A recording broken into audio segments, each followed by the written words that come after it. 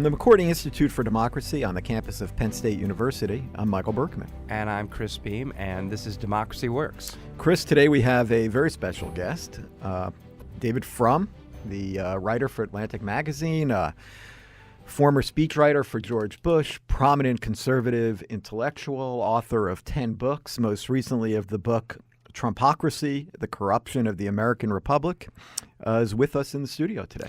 We brought him in, and we wanted to talk to him because we feel like we have a perspective or a frame of reference for the stuff that he has written about and his attitudes with respect to the Trump presidency that have some distinctiveness and hopefully some value to people. Well, I think it's more than just about the Trump presidency. I think it's about the state of Western democracy. That's right. More broadly. Yeah.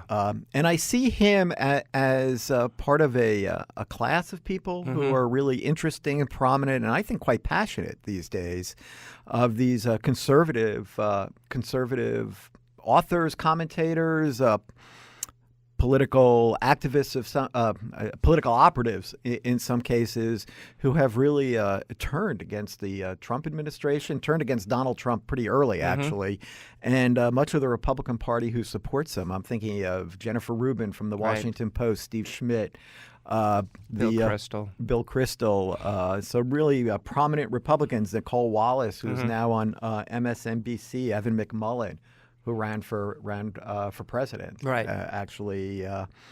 So there's something going on there. There are, two kind of main themes in American founding thought. One is the liberalism of John Locke and the idea that government is just there to protect property and freedom, and that's about it.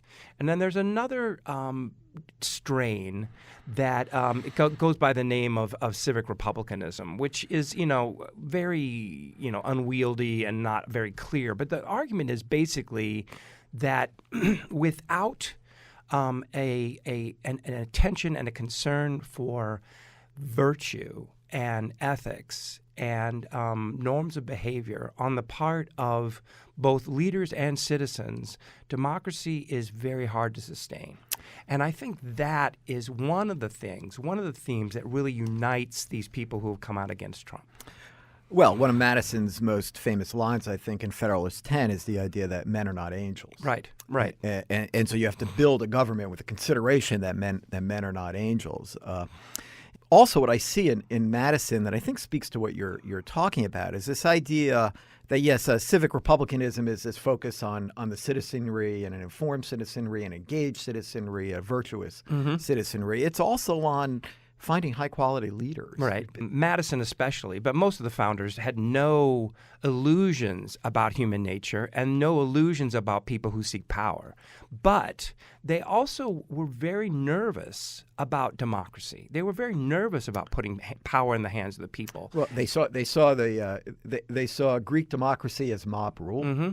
They saw the way many of the states were operating at the time, before the Constitution, as also being essentially mob rule, and the decline and collapse of the Roman Republic. Right. This is what everyone before the United States of America thought, that democracy was unworkable, and so they were very concerned about the fabric of a society and what was required in order to sustain and maintain a democratic way of life, and that meant that you could not be indifferent to either what was required of citizens, what kind of people they were, and what kind of leaders you had. And David Frum in particular, but not alone among this group, is very critical of Donald Trump as a leader.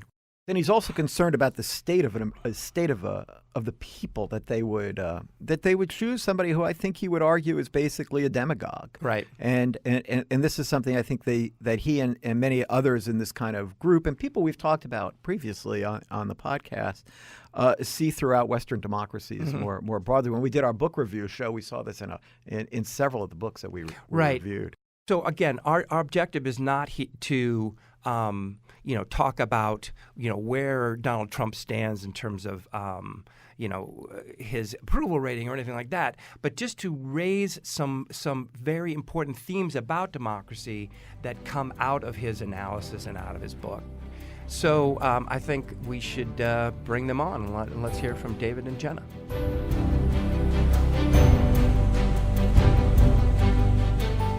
This is Jenna Spinelli, joined here today with David Frum. David, thank you so much for joining us on Democracy Works. What a pleasure to be here. So we like to say around the McCourtney Institute and on this podcast that we are partisans for democracy. And I think that is a label that certainly fits you as well. You might even put us to shame in some respects in that regard. You are one of the first and I think most consistent voices writing about the condition of American democracy since Donald Trump kind of came on to the political scene. I'd like to back up and talk about how that thought process kind of started for you. Yes. Was Trump's entry into presidential politics kind of the catalyst for you, or does it go back farther than that? It was not the catalyst. Well, it was the catalyst in the sense that a catalyst is an agent that ignites a reaction whose elements were already present. So I had been thinking a lot about Eastern and Central Europe in the years before the 2016 election. Spent a lot of time in Ukraine in 2014. I have close friends who are very actively involved in Polish politics. And in the spring of 2016, I spent about a month in Hungary reporting for a story about Hungary that actually never saw the light of day in The Atlantic, where I published my work. We ended up cannibalizing a lot of that story for other purposes because instead of happening over there, it happened here. So I was sort of ready for all of this. I was ready for it in another way, too, which is when Donald Trump appeared on the scene as a declared presidential candidate in the summer of 2015. Of course, he's been on the American scene since the 80s. But when he declared, I at first thought he might actually do some good for American politics because he seemed such an obviously farcical figure. It was incredible to me that he could actually go anywhere. But what he might do was helpfully disrupt a Republican Party, and I have a Republican background, that had become kind of stuck in its ways. It never occurred to me that it might actually go anywhere. Can you talk about your journey from somebody who has been a very well-known conservative to voting for Hillary Clinton and kind of where things stand today? Yeah, well, I remain a very conservative person. There are a number of people who follow my work who might be, when the question next comes up about the role of state in the economy and things like that, they'll be surprised I retain the conservative views. I mean, I'm a market person. I'm a limited government person. I'm someone who thinks that low taxes are good, and not just and that we should sacrifice some other things in order to keep taxes low. But those questions of economic organization all have to take place within a context of a rule of law and a functional democracy. And the lessons of what Europe should teach us that all of those institutions that look so rock solid from the point of view of, say, 2005 look a lot less rock solid today. And you have to protect those institutions because markets depend on rules and markets depend on politics. You have to get the politics right or else your markets can miscarry in ways that are very damaging to democracy, to honest government, and to the aspirations of people. Yeah, and would you say that is kind of the through line that unites yourself, people like Jennifer Rubin, Steve Schmidt, all the kind of people of conservative ideology that have come out against Trump? Yeah, I think one of the things that's really it's also a through line that explains why this argument has become increasingly an international one. We need to. What is happening in Italy is very relevant. It's also one of the other things that is very useful about studying the European examples is, look, there's no question we are living in a world that is not doing as good a job delivering for ordinary voters as it did a generation ago. And so this has created a crisis of democracy across the developed world. And sometimes the part of the system that gets sick is the right-hand part. And that's the story in the United States. That's the story in France. But it can also be the left-hand part. I mean, a figure like Jeremy Corbyn in the United Kingdom is very, very Trump-like. There are important differences, but there are also very ominous similarities. And in Italy, too, this disaffection from democratic systems, from a belief in free institutions, it can show up on the left-hand side of the political spectrum. Mm-hmm. Yeah, as you've been kind of out there writing and talking about these things, do you feel like this message is getting through that, yes, it can actually happen here? It is happening here. What we always believe the United States, when a fever spreads through the world, the United States will get it last. And that, look, but for 80,000 votes in 3 states, the Americans might have been smug and said, well, yes, we were exposed to the virus, but we didn't get it. So there may be something educational. But this is not just an American problem. I mean, the quality of democracy in India, the quality of democracy in South Africa, the quality of democracy in the Philippines, all worse than 10 years ago. And a country like Turkey, which was 10 years ago a real democracy, certainly 20 years ago was a real democracy, is today an outright dictatorship. And so this is something we need to understand that this is going around. The semi-developed world is more exposed than the developed world.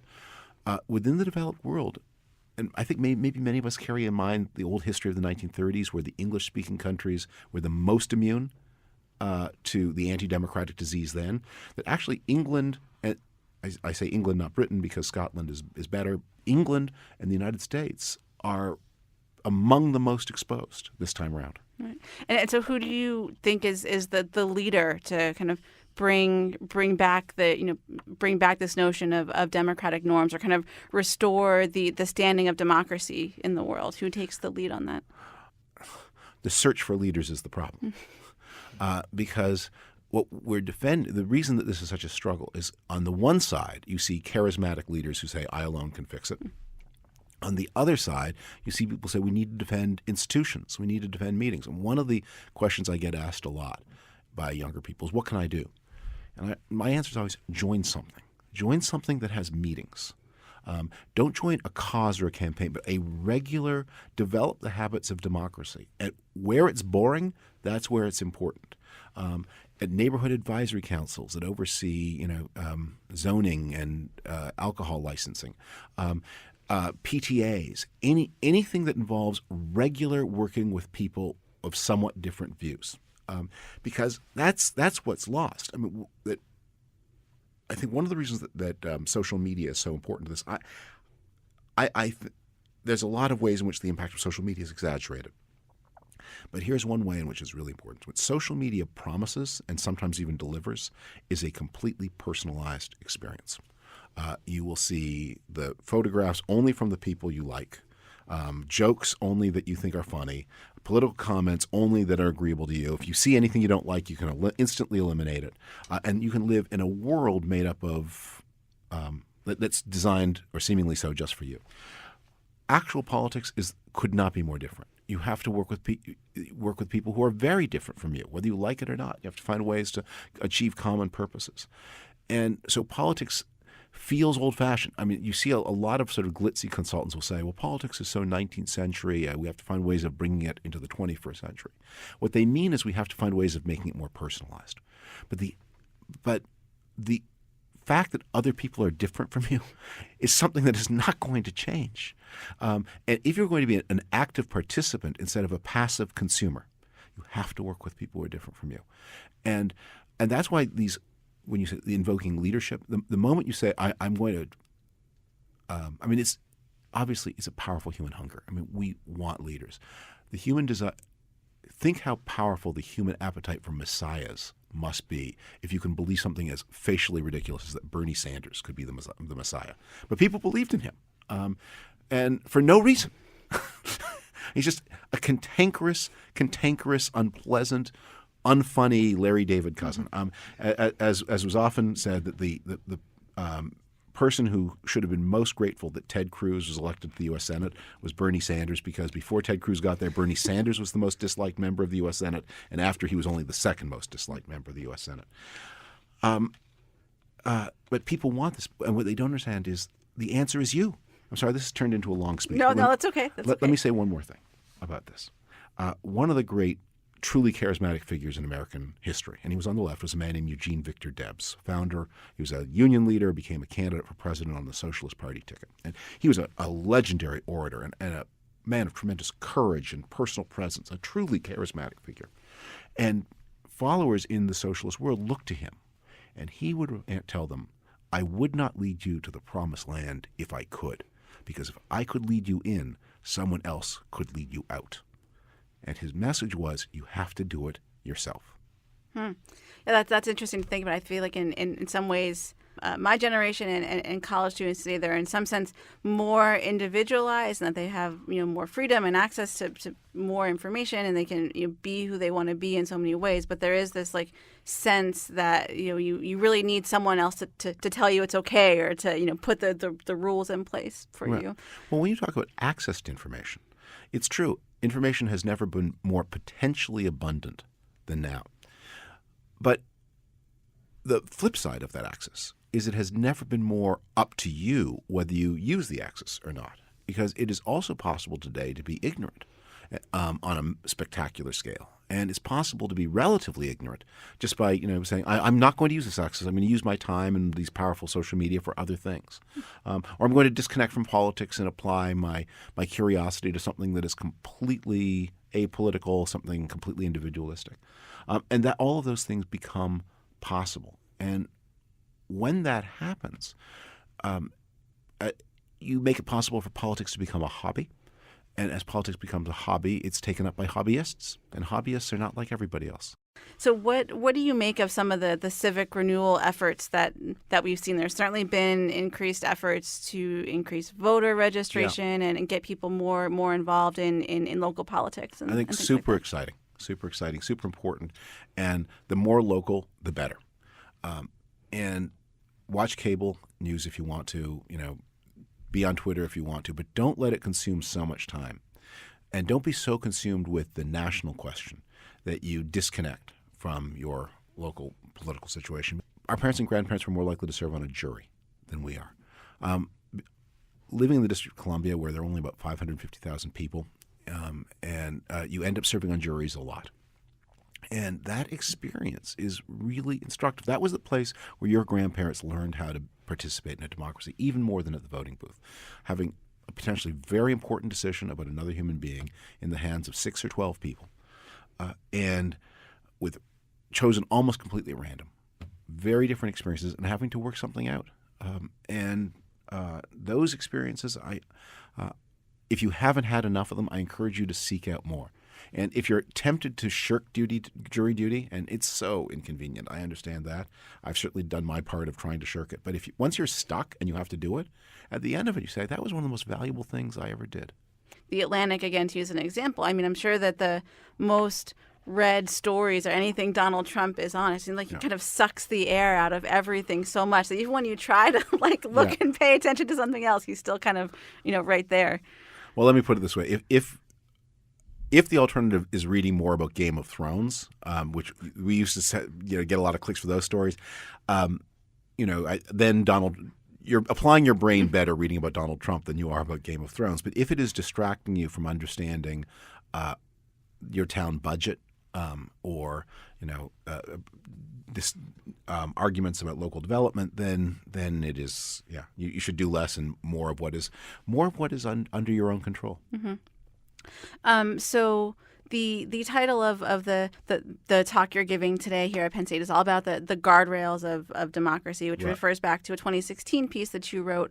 Can you kind of take us through what some of those guardrails are and kind of where you think things stand with them today versus where they were when you wrote that in 2016? Right. Well, the guardrails of democracy in that 2016 piece were it was about a series of restraints that we imagined were there that we'd crash through. And none of we always thought those guardrails would hold. One of the guardrails, let me focus on just one. I'll talk about more of them tonight. Is the guardrail of ideology. That we used to think that what was really important about America, that American politics was becoming more ideological. This is what we would have said. We were having this conversation half a dozen years ago. The Republican Party was becoming more conservative. The Democratic Party was becoming more liberal. Ideology was mattering more and more. But what that meant was the upside was you were more demagogue proof in a highly ideological, because what mattered was what the candidate stood for. Sure. Check the boxes. You're for this, this, this, this. You're liberal. You're for this, this, this. You're conservative. And we can compare and contrast. It doesn't matter what you yourself do all that much. And we discovered in 2016 that actually ideology did not matter that much. That Donald Trump had he routinely disregarded old ideological norms. He didn't seem even to know what they were. Oftentimes, it didn't matter that he tapped into something more primal, and as excessive ideology is also dangerous, but at least it was something that imposed something on the political system that was not just you've got a charismatic leader, you follow him, you do whatever he says. Mm-hmm. And so does that explain kind of the split of the Republican Party, the people that kind of held to that ideology versus the people that kind of followed that Donald Trump? No, I don't, because the thing that is always amazing is you think Donald Trump does something that you would think would be, well, one crucial element of Republican ideology since the Reagan years has been the belief in open international trade. And that's just just a signature line. Open international trade. And I wondered when Donald Trump's extreme hostility to trade manifested itself, whether that would not jolt the congressional Republicans into restraining him, and it has not. It has not. That, in fact, he is genuinely changing the Republican Party. I've heard super orthodox Republicans, people who lead groups, with big donors, saying things like, "Well, maybe the president has a point about these one-sided trade deals," and no, he does not. But second, I can't believe you are saying that. I can't believe you were saying that, because 3 years ago, when Bernie Sanders and Hillary Clinton were arguing, when Bernie Sanders was authentically saying it and Hillary Clinton was pretending to believe it, you were horrified. Back then you were horrified, and now you are saying the same thing. So why are they saying that? What? Because once you sign up, once you jump on the Trump train, it ain't a train, because trains follow tracks. Once you jump on the Trump bus, you're a prisoner. You have to go wherever that bus is going. And the farther you go and the more awful things you accept, the more you need to defend the driver, or else you look not just like a foolish person, but not just like a weak person, but a complicit person. How do you kind of separate the person from what they believe in? Or, it seems like it's also kind of changing that, fundamental fabric of like the way we talk to each other and those kind of things. Well, that's a very complicated question, and there are a lot of different answers. I would say, let me start with the last piece of it, the way we talk to one another. Political communication is not about self-expression. Political communication is about persuasion. And so when you talk to someone who thinks differently from you about a lot of things, and if you're actually trying to make an impact, you must begin by searching for the thing on which you agree. Once you find one thing you can agree on, then you can develop, okay, well, since you think this, don't you notice that when you think that it contradicts this more fundamental commitment you've got? So you begin by probing for areas of connection and similarity. But what is also true, and to go back to the first point, is people say don't condemn Trump voters, and of course we shouldn't condemn any group of human beings for any reason. I mean, they are fellow creatures. We're fallible. They're too. And when people do something, we need to understand it, and we should assume that our fellow creatures are, no better and no worse than us. That said, it's also true that Trump succeeds by appealing to what is bad in people, and what is cruel, what is domineering, what is brutal, what is ignorant. And that's also part of the story. And in a way, it's also unjust to people to say, I'm going to treat you like people of limited capacity, children, or people with some kind of mental impairment. If someone stands up for what is wrong, it's interesting to know why, here's something that looks so brutal and cruel. Why does it speak to you? And so, not for the purposes of communication, but for the purposes of understanding, we need to know that Donald Trump he's a limited person in a lot of ways. He's not a person you want to get your information about anything from. But he has a deep understanding of what is dark in the human soul, and he has a deep ability to find that thing and connect to it. And he's built, both in business and now in politics, organizations by recruiting people whom he can reach the dark place in. Right.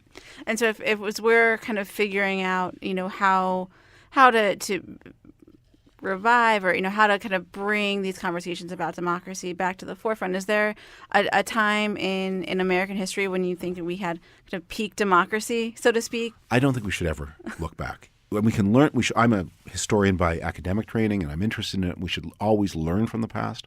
But Bertolt Brecht, the German poet, said, we must always prefer the bad new days to the good old days. This is our time, and what is there are things to learn from the American past, but the American past, like all past, also had deep flaws.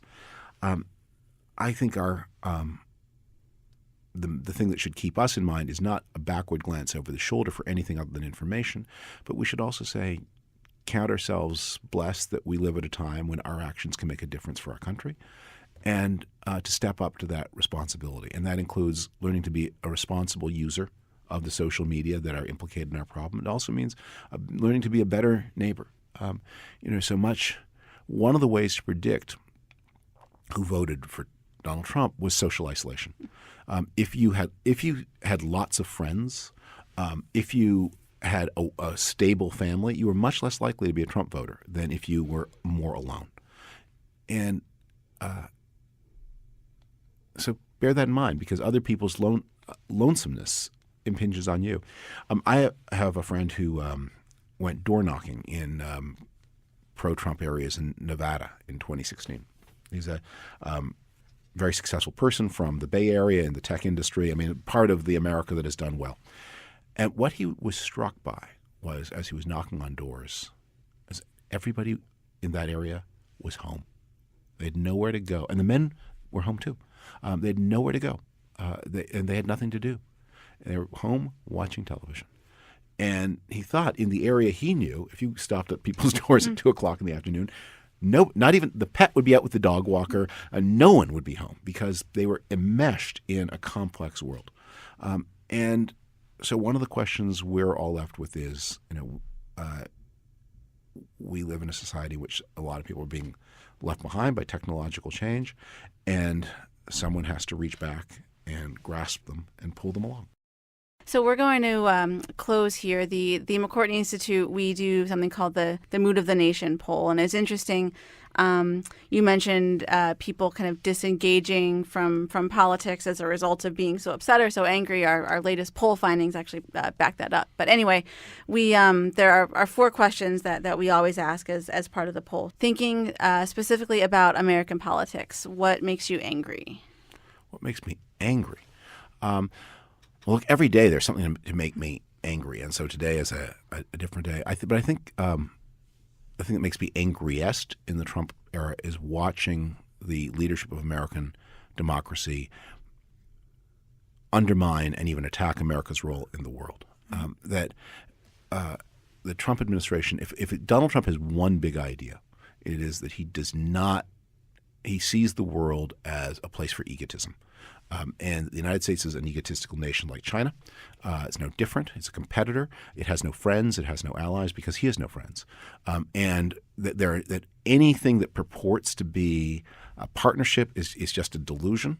It's a zero-sum game. I only win if you lose. And our parents and grandparents in the years after World War II built structures of peace and trade that are valuable beyond any easy ability to describe. And they are in danger now, and that is probably item number 1 on my list of outrages. Right. And what makes you proud? There are things that make me. There are many things to make me proud, and one of the it's important to keep hope alive. One of the things that I have been amazed by is the willingness of people to step up to read. I mean, that's in my narrow area. I encounter the rising level of civic engagement just through the intensity. And I don't just feel that people are reading more, and I experience this. People are reading my work more, but they're also reading it in a much more engaged way. That if I were writing something in 2006, they would say, well, I saw your article. And they would have seen the byline and the headline, but they would have a very hazy recollection, if at all, of what was in it. Maybe they were just being polite. Today, people really seem to engage with work, and they care. It's important to them, and that's very exciting. What makes you worry? Oh, my God. Worry is my default setting. Americans have this assumption that because they're Americans, everything has to work out for the best. Everything may not work out for the best for other people, but in the United States, it's different. Everything works out for the best. Ronald Reagan used to end his anecdotes by saying, of course it will be this way. We're Americans. I think Americans need to take on board. They're not so different from the rest of humanity, and there's no guarantee that things work out well here. Every political thing ends because it's human, and all human things end. The American Republic is not going to be here forever. We hope it will be here for a lot longer than us, but it will not be here forever. And I worry that Americans take a lot for granted and therefore fail to make effort when the effort is required. And then finally, what gives you hope? What gives me hope is that people are energized, that they will the capacity for disgust, for shame, is strongly motivating, and that they will act in good time. But to go back to the worry, we need them to act in constructive ways. Senator Ted Cruz and his wife were out for dinner in a Washington restaurant, and someone spotted them, and a mob of people formed and began to curse them and yell at them and make it impossible for them to continue eating dinner. And when oppositional activity flows into these kinds of mob forms, symbolic violence. That wasn't actually violent, but you're driving somebody to a restaurant by sort of making violence visible and possible. That a lot of if this political energy goes in those directions, those are anti-democratic too. And you don't have to like everybody on the other side of politics from you. You don't have to respect everybody, but you have to behave as if you do. And you have to. And the reason when I've talked about this, people will say, "Well, I don't like Senator Cruz did this bad thing and that bad thing, and therefore he doesn't deserve common courtesy." And I'm not endorsing that. I mean, everyone deserves respect. But even if you believe that, I would say the thing that governs how you behave is not what you think the other person is. It's what you think you are. When you behave in these ways, you attack the system you supposedly uphold. And it makes me question what you really uphold. A longer while ago, there was a terrible incident where a man named Richard Spencer, who's a famous white supremacist, was talking on the corner of the street, and somebody came up behind him and without warning punched him in the face right in front of the camera. And then there was this stupid Twitter debate about, is it okay to punch a Nazi? And what I'm just struck by is people who defend punching Nazis don't hate Nazis. They like punching. And they will find a reason to punch people. And people who like punching are enemies of society. And I don't care if they come up with some stated good motive or so-called good motive. They are the thing they're punching, they're also defending, because that impulse is a fundamentally anti-democratic, illiberal, asocial impulse. And I worry that we may end up in the name of rescuing democracy, we also give cover to people who are important enemies of democracy too. Right. Do you think we'll see a new set of democratic norms emerge in the post-Trump era? I hope so. I think a lot of the old democratic norms were pretty good. I mean, there are some important institutional reforms that are needed. We do have to. We're a much more class-bound society than we used to be. We have much greater concentrations of wealth. We're going to need to figure out some new rules of the road for coping with that.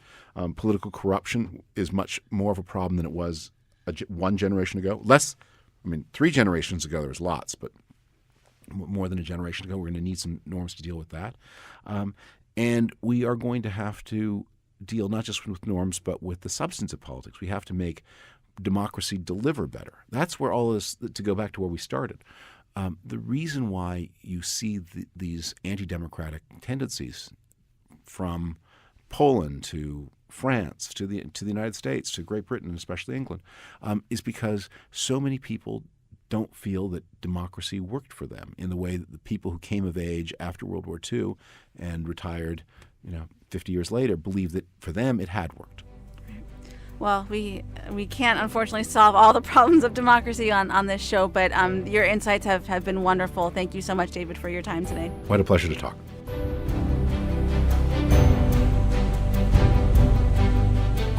Okay, we're back, and thank you, David, and thank you, Jenna. That was a terrific interview. It's really impressive. Really interesting, really smart guy. Would that we were all that articulate.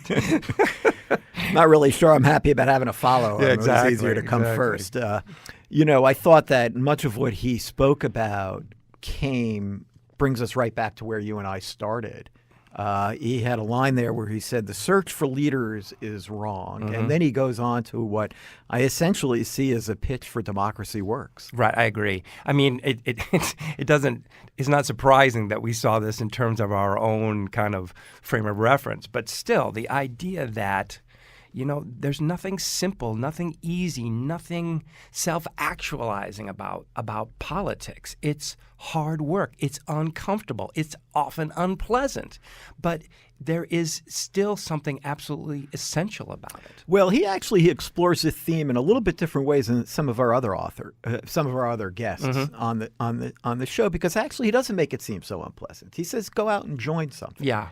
And it reminded me of some of the discussions we've had about civic education and how, there are certain kinds of skills and that you pick up by other things that you're doing, being in the theater club, something. Right. As he said, join something. Get into the habit of democracy, of talking with other people, arguing with other people, working with other people to get something done. So, I mean, I absolutely agree with that. And I do think, he did kind of acknowledge that this is not always fun. It's not the best way to spend an evening. But it's also true that, as we've said before, that there's something deeply humanizing about this activity, right? And that it's only in this kind of face-to-face interactions when you're dealing with other individuals with whom you disagree as people face-to-face that you have really an opportunity to honestly engage and to actually move towards some kind of resolution. And democracy, as I understand him talking about it, is about pulling out the best in people, not the worst. Well, at least making that possible. Making that possible. I mean, he had a great line there where he talks about the darkness of the human soul. I mean, is there a better statement that you can find to describe what a demagogue does? Right. Is to find the darkness of people and exploit it. I was especially struck by that one in terms of just this idea that if people do not feel like democracy is working for them, it becomes very easy for them to reject it, to spurn it.